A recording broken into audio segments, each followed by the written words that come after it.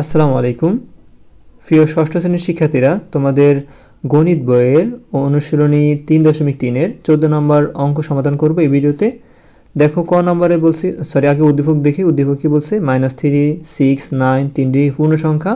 ক নম্বর বলছে -3 এবং 6, তারপরে 9 এবং -3, 3 প্লাস 6 এবং 9 6 এর মধ্যে লেস দেন না গ্রেটার দেন নাকি ইকুয়াল চিহ্ন বসাও।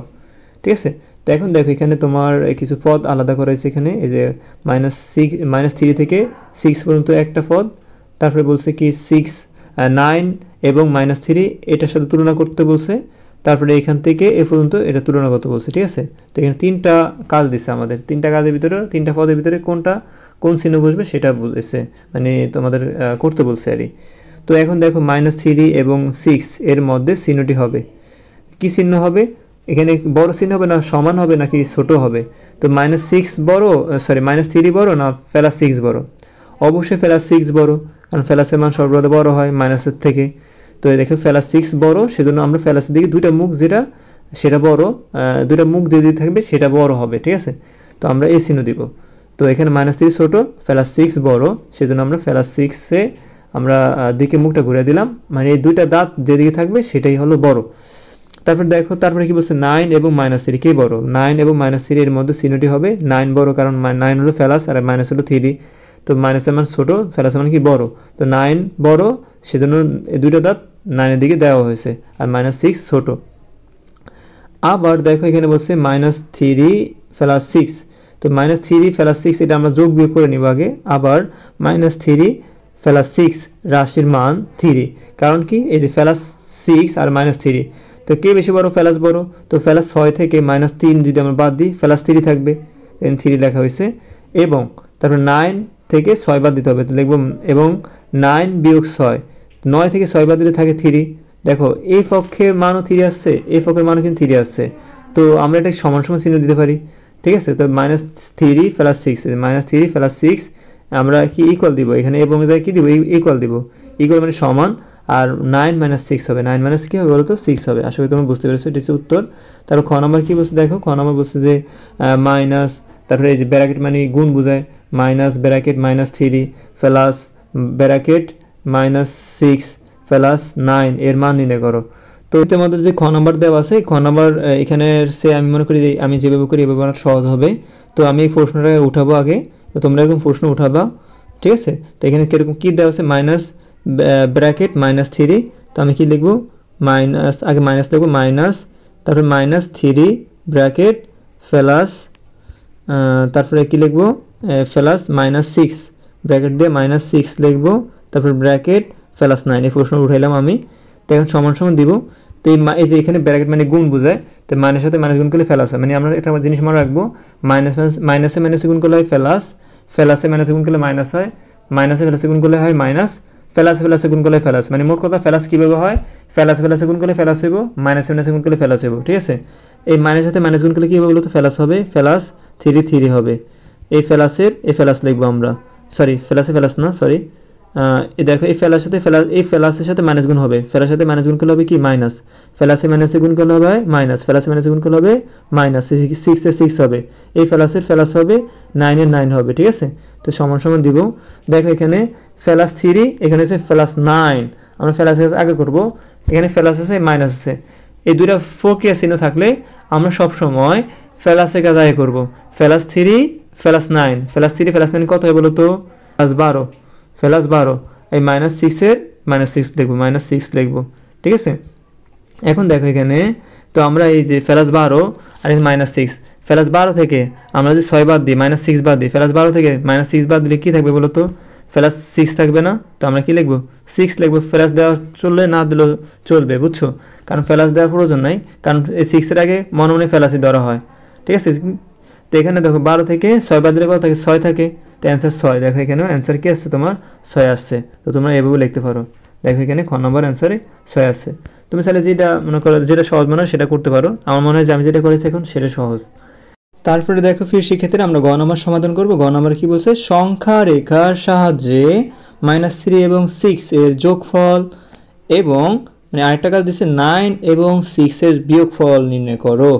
তো দেখো এখানে -3 এবং 6 এর যোগফল। তো -3 সাথে যোগ হইব 6, মানে যোগফল নির্ণয় করবো সংখ্যা রেখার সাহায্যে। তো চলো আমরা সংখ্যা রেখা আগে প্রশ্নটা লিখি।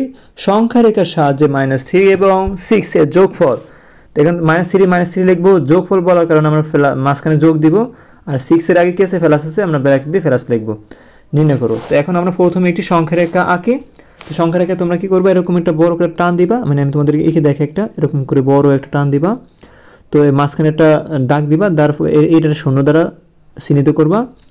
ডান দিকে হবে +1 +2 এরকম, +1 2 3 4 5 6 7 সবগুলো প্লাস হইব। আর বাম দিকে হবে -1 -2 -3 -4 -5 এরকম করে আইব, ঠিক আছে। আশা করি বুঝতে পেরেছো। তো আমরা একটা সংখ্যা রেখা আঁকবো। আঁকার পরে জুম করে দেখি তোমাদেরকে, এই যে আমরা এখানে কি করব, সংখ্যা রেখা আঁকার সময় এখানে আমরা একটা প্রথমে 0 দিব, তারপরে 1 2 3 এগুলো সব plus, 3 plus 3 plus 4 plus 5 plus 6 plus 5 plus 6 plus 7 এরকম। তারপরে আবার এই সংখ্যা রেখা বাম দিকে -1 -2 -3 -4 এইভাবে আসবে, ঠিক আছে। তো এখন আমাদের কি বলছে, -3 আগে বলছে না, তো আমরা -3 দিকে আগে যাব। তো -3 কোন দিকে, বাম দিকে। তো 0 থেকে -3 মানে 1 -1 -2 -3 আসলাম। এবার আসো, তারপর কি বলছে, 6 বলছে, মানে +6 মানে হলো +6। তো +6 মানে -3 থেকে ডান দিকে যাইবা, ডান দিকে +6 মানে ডান দিকে। তো 3 থেকে শুরু করে ডান দিকে 6 পর্যন্ত যাও, 1 2 3 4 5 6 পর্যন্ত গিয়ে আমি দেখলাম কি আছে, 3 পড়ছে এখানে। 3টা কি, +3। তো অ্যান্সার কিন্তু +3। তো আমি এটা ব্যাখ্যা দিতে হবে, আমি ব্যাখ্যাটা দিতেছি তোমাদেরকে। এই যে কী করবা, এভাবে লিখবা সংখ্যা রেখা, এটা সংখ্যা রেখা। এই সংখ্যা রেখা জিরো বিন্দু থেকে বাম দিকে আমি কি 3 ধাপ অতিক্রম করছি, মানে -3 মানে হলো 3 ধাপ অতিক্রম করলাম। অতিক্রম করার পরে আমি -3-তে ফসাইছি, ঠিক আছে, -3-তে ফসাইলাম। তারপরে কি করছি, তারপরে -3 বিন্দু ডান দিকে, মানে ডান দিকে এই +6 আমি অতিক্রম করলাম, বুঝছো, +6 ধাপ অতিক্রম করি। অতিক্রম করার পর আমি কি কোন বিন্দুতে আইসা পৌঁছাইলাম, এই দেখো এখান থেকে আমরা 6 পর্যন্ত এসে 1 2 3 4 5 6 বিন্দু এসে আমরা +3 বিন্দুতে পৌঁছাইলাম। তো 3 বিন্দুতে পৌঁছাইছি, তাহলে -3 এবং 6 এর যোগফল হবে 3 হবে, ওকে। তো আবার সংখ্যা রেখার সাহায্যে 9 এবং 6 এর বিয়োগফল আরেকটা বলছে তোমাদেরকে। তো আমরা কি করব, সংখ্যা রেখা প্রথমে আঁকবো। আঁকার পর আগে কি বলছে, +9 বলেছে।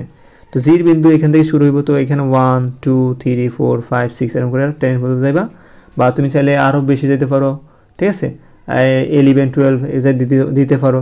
তারপরে -1, তার বাম দিকে -1 -2 -3 -4 -5 এরকম করে তুমি 10 পর্যন্ত যেতে পারো। এখানে +6 পর্যন্ত দিচ্ছি, -6 পর্যন্ত দিচ্ছি, তুমি চাইলে -10 পর্যন্ত যাইতে পারো।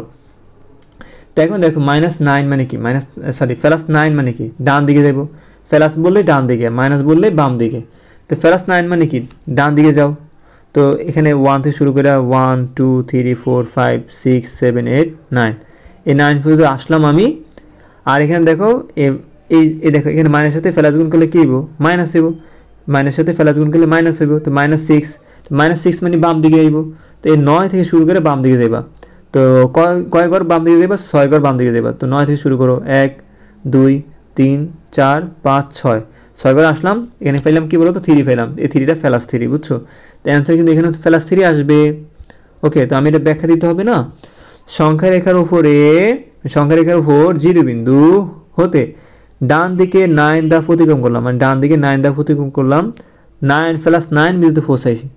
আমরা জানি +9 -+6 ইকুয়াল +9 মানে +6, যেহেতু +6 যোগাত্মক বিপরীত -6, এখানে 9 + -6 এর মান নির্ণয় করার জন্য আমরা +9 বিন্দু থেকে বাম দিকে 6 ধাপ অতিক্রম করি, মানে যে +9 বিন্দু থেকে বাম দিকে 6 ধাপ অতিক্রম করি।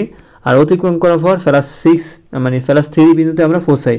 তাহলে আমরা পাই কি পাই, +9 + -6 = 3। এটা হলো আনসার। আশা করি তোমরা প্রিয় শিক্ষার্থীরা বুঝতে পেরেছো। ভিডিওটি ভালো লাগলে অবশ্যই চ্যানেলটি সাবস্ক্রাইব এবং কমেন্ট।